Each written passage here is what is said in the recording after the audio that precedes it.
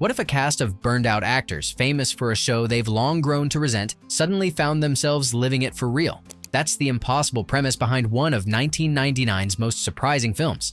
Galaxy Quest arrived looking like a lightweight comedy, but beneath the jokes and alien costumes was something far more ambitious. A film that genuinely understood why science fiction matters to the people who love it. What kept it from becoming just another spoof? The answer starts with one very deliberate creative decision, one that transformed this parody into something audiences never expected. Number 1. A parody that became a love letter. The concept seems simple on paper. Take a group of burned-out actors famous for a beloved sci-fi show and thrust them into a real version of the adventures they've spent years pretending to have. But what makes this film genuinely special is how deliberately that premise was designed to evolve as the story unfolds. From the opening convention scenes, the movie establishes its characters as people trapped by their own legacy, resented by castmates, exploited by fans going through the motions of careers they've long stopped believing in. It's played for laughs, but the emotional groundwork is being laid with real precision. The writers understood that for the parody to work, audiences first needed to genuinely care about these people. As the story shifts from satire to sincere adventure, something remarkable happens. The film quietly stops winking at the camera and begins playing everything straight. The heroes earn their heroism. The stakes feel real.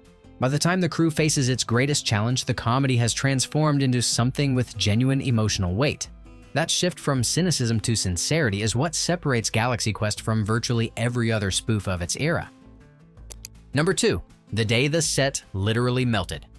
Behind every great production are the disasters nobody planned for, and this film had one that the crew still talks about. During production, a significant portion of the main set was covered in mylar, the highly reflective silver material chosen to give the spaceship interior its sleek, futuristic appearance. The problem became obvious the moment the studio lights went on. Under the intense heat, the mylar began warping, bubbling, and pulling away from the surfaces it had been carefully applied to. What was supposed to be a polished cinematic environment quickly turned into something far less cooperative. The crew scrambled to manage the damage while production attempted to continue around the chaos. It's a behind-the-scenes moment that perfectly captures the unpredictable nature of filmmaking. Solutions were improvised, schedules were disrupted, and the team had to adapt under pressure, much like the fictional crew they were filming. The finished result on screen gives no hint of the ordeal, which is perhaps the best testament to how well the production ultimately recovered. Number 3. A casting fight changed everything. Few decisions in Hollywood carry more weight than the choice of a leading actor. And in this case, a disagreement over exactly that choice fundamentally altered the entire project. What has often been described in vague terms as a creative departure was, in reality, a direct conflict over who should stand at the center of the film. Director Harold Ramis had a specific vision. He wanted Alec Baldwin for the part of Jason Nesmith, a performer whose theatrical intensity he felt was right for the character. The studio, however, had a different name in mind: Tim Allen, whose comedic background and broad audience appeal made him the more commercially attractive option. Ramis couldn't reconcile the two visions and chose to walk away from the project entirely. The departure opened the door for Dean Parisot to take over as director, and Allen was cast in the lead. Looking back, it's remarkable to consider how differently the movie might have felt with Ramis at the helm and Baldwin in the role. The version audiences ultimately saw, warmer, more comedic, more earnest, owes much of its identity to a casting dispute that most viewers never knew happened. Number 4. The studio marketed it all wrong. Getting audiences into seats for a film that defies easy categorization is one of Hollywood's oldest challenges, and Galaxy Quest presented that challenge in full. DreamWorks struggled to find the right angle to sell a movie that was simultaneously a comedy, a sci-fi adventure, and a deeply sincere tribute to a genre most studios treated as niche. Early promotional materials leaned heavily into broad comedy, positioning the film as lightweight family entertainment. Some trailers even incorporated visual effects that hadn't been finished yet, presenting scenes in a rough, unpolished state that undersold the movie's genuine cinematic quality. The result was marketing that failed to communicate what actually made the film worth seeing. The box office performance at release was solid but unspectacular, widely considered a reflection of this mispositioning. Audiences who expected a throwaway comedy were sometimes caught off guard by how genuinely thrilling the film became. Word of mouth eventually corrected the narrative, and the movie found the audience it deserved, but not before a marketing campaign had already set expectations in entirely the wrong direction. Number 5. The idea came from Leonard Nimoy. Every great film starts somewhere, and the creative spark behind this one traces back to an unexpected source. Writer David Howard has spoken about how a specific moment involving Star Trek actor Leonard Nimoy first planted the seed for what would eventually become the screenplay.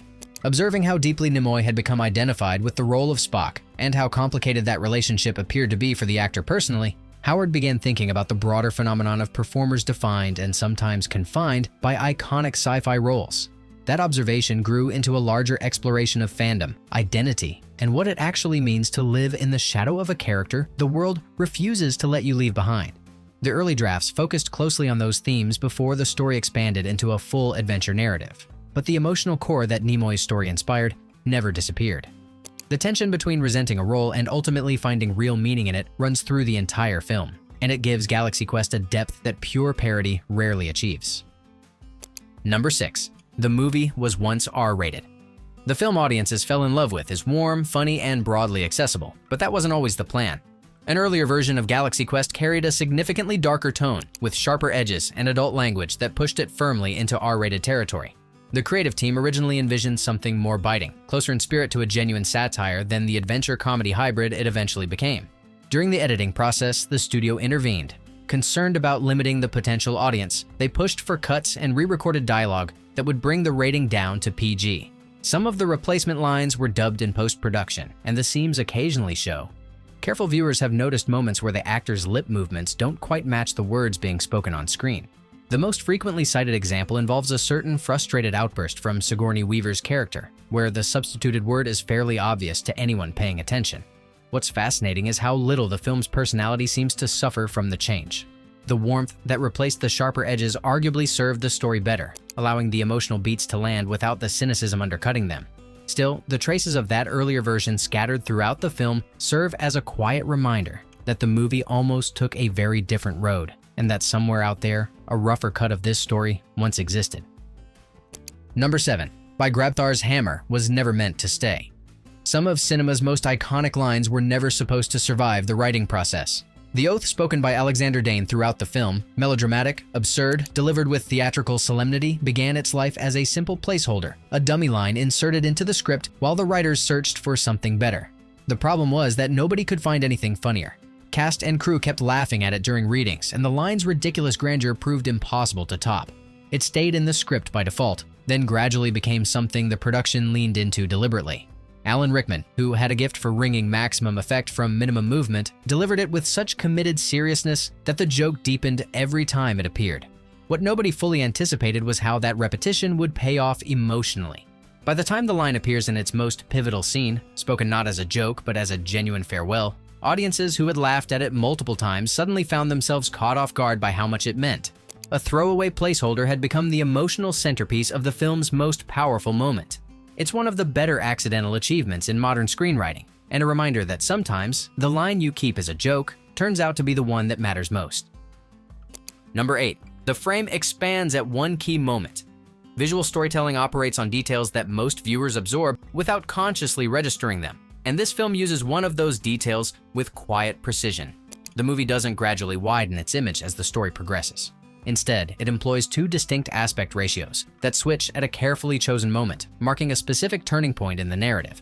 The transition occurs when Jason Nesmith first approaches the bay doors of the Protector and looks out into actual space for the first time. Up to that point, the film has been operating in a narrower frame, grounded, confined, earthbound. The moment he crosses into the reality of what's happening, the image expands. It's a subtle shift, but it functions as a visual declaration that the world of the story has fundamentally changed. Few audiences notice it in real time, but the effect registers emotionally even when it doesn't register consciously. The expanded frame feels more cinematic, more open, more serious. It signals that the characters and the film itself are no longer playing around. For a movie so invested in the idea of fiction becoming reality, it's a remarkably elegant way to mark the exact moment that transformation occurs. Number 9. Lawyers designed the starship. It's not often that a film's legal department gets credited as a creative force, but the design of the NSEA Protector owes more to copyright attorneys than to any single art director. From the earliest stages of pre-production, the filmmakers were acutely aware that their fictional starship could not bear too close a resemblance to a certain iconic vessel from a competing franchise. Lawyers were brought in specifically to review design drafts and flag anything that crossed into legally problematic territory. The process shaped decisions about the ship's silhouette, its interior layout, and even the fine details of its registry markings. The result was a vessel that reads immediately as a sci-fi starship while remaining distinctly its own creation. The production team found ways to work creatively within the legal boundaries, and in some cases turned those constraints into jokes. The ship's registry number was quietly noted in production materials as NTE, standing for Not the Enterprise. The finished design succeeds on both levels simultaneously. It's familiar enough that audiences instantly understand what kind of ship it is, but distinct enough that it belongs entirely to this story. What could have been a frustrating legal obstacle instead became a design challenge that pushed the team towards something more original and gave them one of the production's best inside jokes in the process. Number 10. Weaver was blocked by Ramis. There's a persistent assumption that studio executives were responsible for any resistance to casting a major star in a supporting role, but the reality behind Sigourney Weaver's path into this film is more specific than that. The obstacle wasn't corporate caution, it was the original director himself.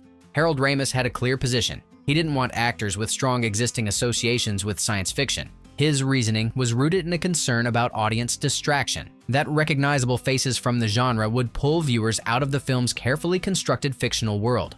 Weaver, whose identity had been shaped significantly by the Alien franchise, fell squarely into that category. As long as Ramis was attached, the door was effectively closed. When Ramis departed over the casting dispute detailed earlier, that restriction left with him. Dean Parisot brought no such reservations to the project, and Weaver was approached and cast. Her performance, playing an actress who exists primarily to repeat what the ship's computer says and look good doing it, became one of the film's consistent sources of comedy. The role could easily have been thankless, but she brought enough self-awareness and timing to make it memorable. The film is noticeably better for her presence, which makes Ramis's original objection one of the more fortunate obstacles in the production's history. Number 11. The Thermian voice had a trick. Creating a convincing alien species requires more than costume design and makeup. The voice has to do an enormous amount of work. For the Thermians, that voice emerged not from a team of sound designers, but from a single actor's instinct during an early audition. What Enrico Colantoni brought into the room that day became the sonic blueprint for an entire civilization. The technique Colantoni employed drew on formal acting training, specifically a method of producing sound from an unusual position in the vocal tract, giving his speech a reedy, slightly breathless quality that felt genuinely non-human without tipping into parody.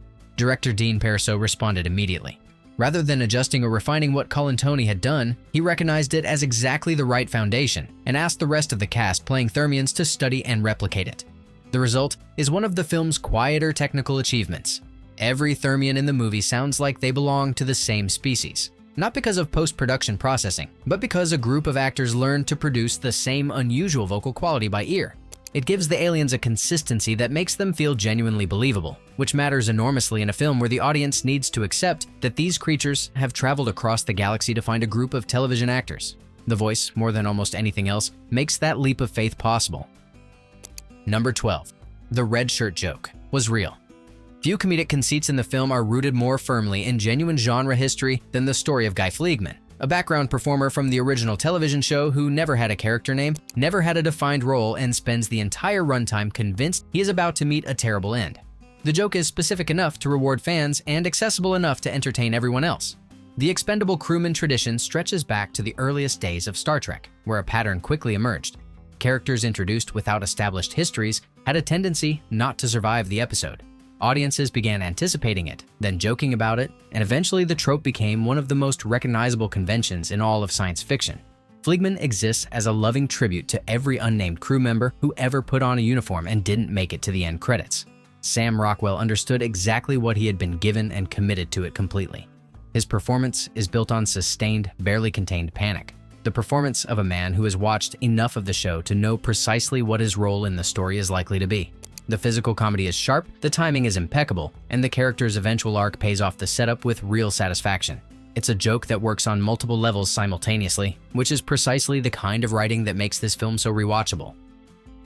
Number 13. A casting gamble paid off. The character of Laliari, warm, devoted, and genuinely alien in a way that somehow remains completely endearing, required a performer capable of doing something very specific. Playing an extraterrestrial so sincerely that the comedy surrounding her never diminishes the emotional reality she brings to the role. Finding that performer turned out to be one of the more pressured decisions of the casting process. The casting director had seen a significant number of auditions without finding someone who felt right. When Missy Pyle came in, the response was immediate, but the decision to push for her over other options came with professional stakes attached. The casting director was going out on something of a limb, advocating strongly for a performer who was, at that point, relatively unknown at the feature film level. Reputations in that industry are shaped by exactly these kinds of calls. The gamble paid off in every scene Pyle appears in. She plays the character's devotion with complete sincerity, never undercutting it with ironic distance, which is precisely why it's so funny and so oddly touching at the same time. The romantic subplot she shares with Tony Shalhoub's character works because she commits to it without reservation. A more cautious casting choice might have produced a perfectly adequate performance, but Pyle brought something specific and irreplaceable that a safer option almost certainly wouldn't have delivered. Number 14. Shalhoub's secret acting choice.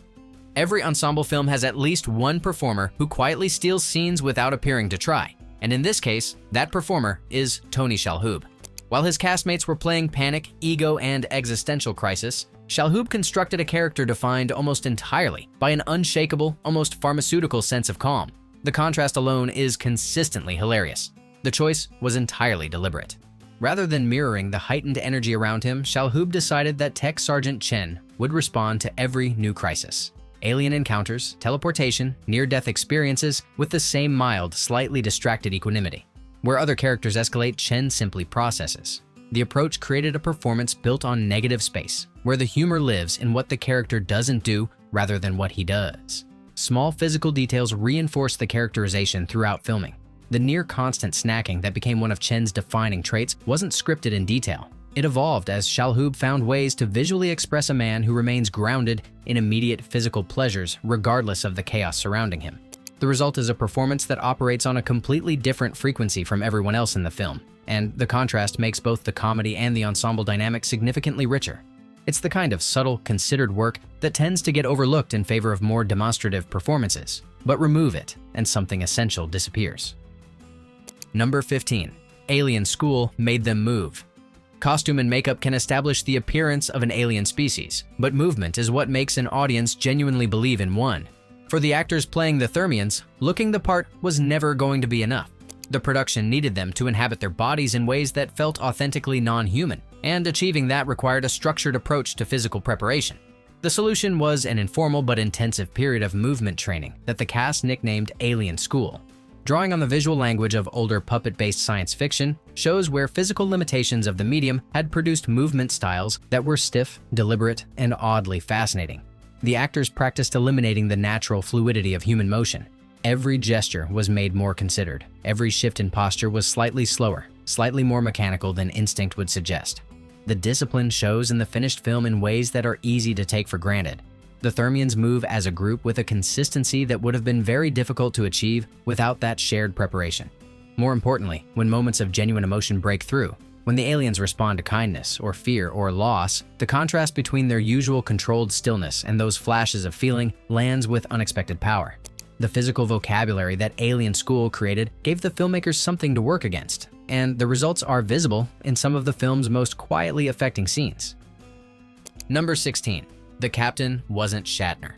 The most obvious assumption about the character of Jason Nesmith, a swaggering, self-absorbed captain of a beloved sci-fi television series, is that Tim Allen simply studied William Shatner and built his performance from there. It's a reasonable assumption, and one that the film's marketing did little to discourage. The reality, however, is more interesting. Allen has spoken about looking elsewhere entirely for his physical and emotional blueprint. The actor he kept returning to was Yul Brynner. Specifically, the regal, almost imperious commanding presence Brynner brought to roles in films like The Magnificent Seven and The King and I. Where Shatner's famous style leans into earnest intensity and rhythmic line delivery, Brynner projected something more architectural, a man who occupies space as if it belongs to him by right. That quality, Allen felt, was closer to what Nesmith actually needed. The choice pays dividends throughout the film in ways that aren't immediately obvious. Nesmith's arc requires the audience to believe that this man, vain, difficult, and deeply insecure beneath the bluster, can credibly become a genuine leader when the situation demands it.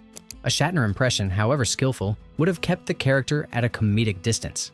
The Brynner influence gave him a foundation of authentic authority that makes the transition from parody to hero feel earned rather than convenient. It's one of the film's less discussed creative decisions, and one that rewards closer attention on every rewatch. Number 17. Rickman protected the film's depth. Every ensemble has a center of gravity, a performer whose commitment to the material sets the standard for everyone around them. On this production, that role was filled by Alan Rickman, and he filled it with the same precision and quiet authority he brought to every project he touched. Rickman was not interested in playing Alexander Dane as a joke. From his earliest work on the character, he pushed back against any interpretation that reduced Dane to a one-note comic figure, the embittered Shakespearean actor trapped inside a rubber forehead, resenting every moment. He insisted on treating the character's frustrations as genuine, his dignity as real, and his eventual emotional journey as something that deserved to be played with complete sincerity. Behind the scenes, he contributed ideas specifically aimed at preserving the character's credibility during moments where the comedy could easily have tipped into mockery. The impact of that commitment is most visible in the film's most emotionally demanding scene, the moment when Dane's most repeated line stops being funny and becomes something else entirely. That scene works because Rickman had spent the entire film building a character with genuine depth, not performing a caricature. Without that foundation, the emotional payoff would have had nothing to stand on. Rickman's presence elevated every scene he appeared in, and his influence on the film's overall tone extended well beyond his own performance.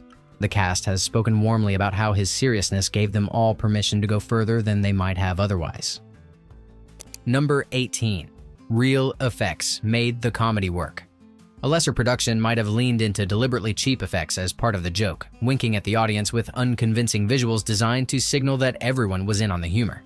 This film made the opposite choice, and it's one of the most important creative decisions in its entire production history. The visual effects work was taken entirely seriously.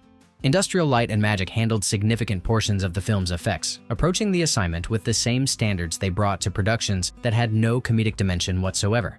The space sequences, the ship exteriors, the alien environments, all of it was executed with genuine craft and a commitment to creating something that could stand alongside the best science fiction of its era. The production understood something that many spoofs miss. Comedy that exists within a credible world is significantly funnier than comedy that exists within a sloppy one. The payoff is visible in every sequence where the film's humor depends on the audience actually believing what they're seeing. When the crew faces a genuine threat, the effects support the tension rather than undercut it. When the Protector moves through space, it looks like a real ship. That credibility doesn't suppress the comedy. It amplifies it because jokes land harder when the world around them feels solid. The decision to invest in genuine quality rather than ironic cheapness is part of what separates this film from the long list of parodies that haven't aged nearly as well, and helps explain why its effects still hold up decades later. Number 19. Fake fandom became real marketing. Selling a film that exists in the space between parody and sincerity requires a marketing approach that can operate in the same register, and the campaign built around this release attempted something genuinely unusual for its time. Rather than simply advertising the movie as a comedy about a fictional television show, the team committed to presenting that fictional show as if it had actually existed. A mock documentary was produced presenting the cast and history of Galaxy Quest, the television series, not the film, as a real piece of cultural history. Interviews, archival footage, and convention appearances were assembled with enough conviction to blur the line between fiction and promotion. The official website furthered the illusion, designed to resemble a genuine fan community that had grown up around the show over decades rather than a studio marketing portal built weeks before release.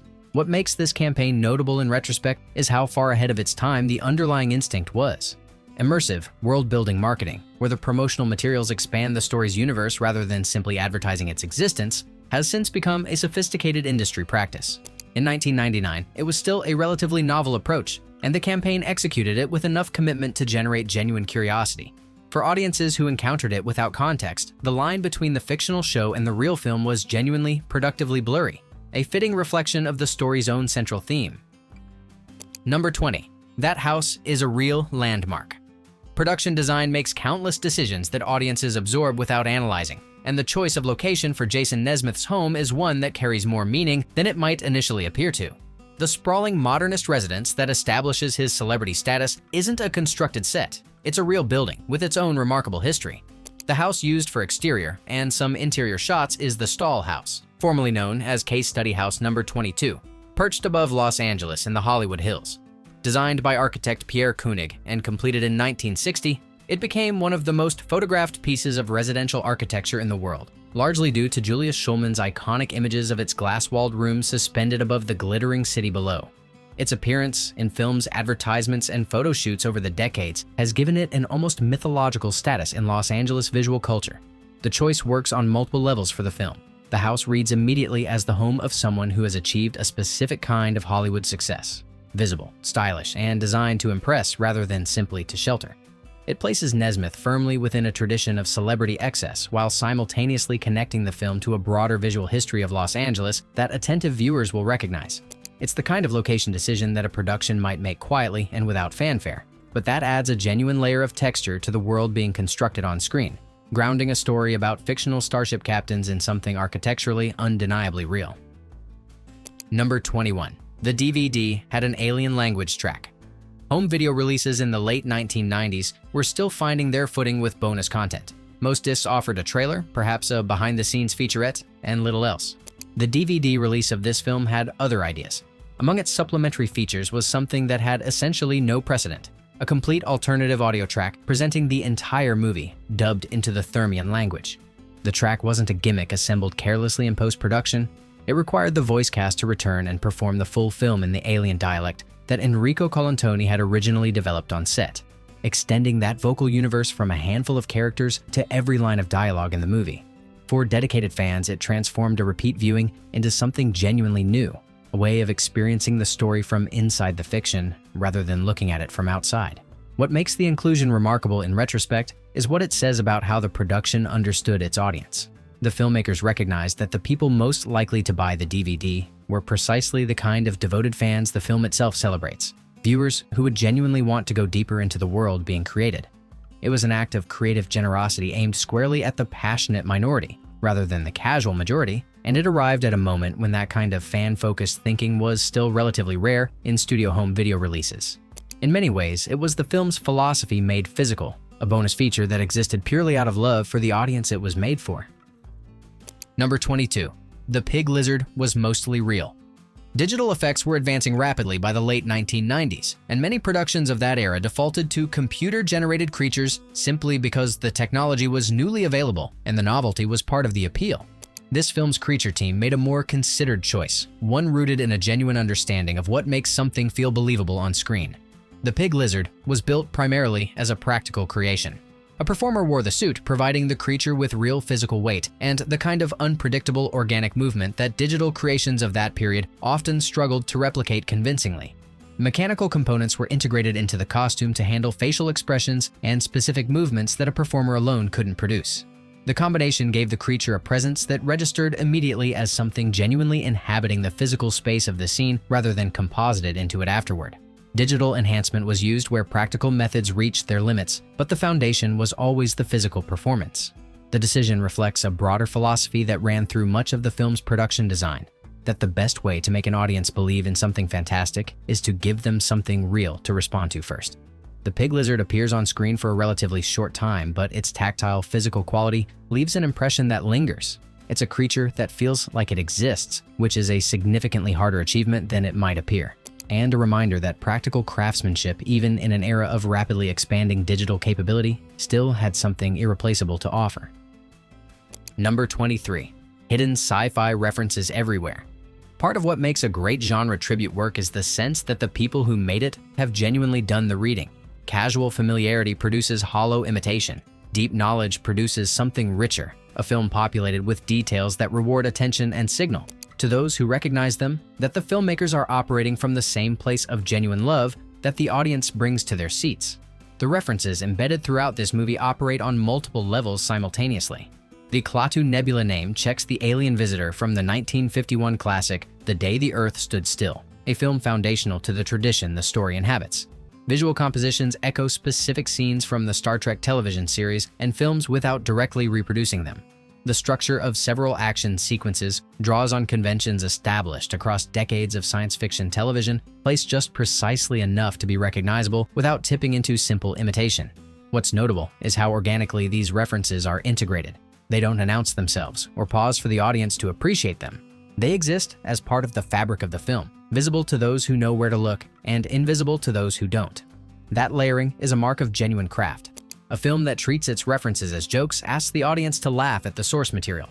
A film that treats them as building blocks asks the audience to love it, and that distinction is at the heart of everything that separates this production from lesser attempts at the same territory. The references aren't decoration. They're the foundation on which the film's entire emotional argument rests. Number 24. A comedy won major sci-fi awards. The science fiction community has its own awards ecosystem, and it does not typically extend its recognition to comedies. Genre awards tend to flow toward work that engages seriously with speculative ideas, that builds worlds with rigor, that treats its subject matter with the solemnity the community feels it deserves. A parody, however affectionate, would not normally expect to compete in that space.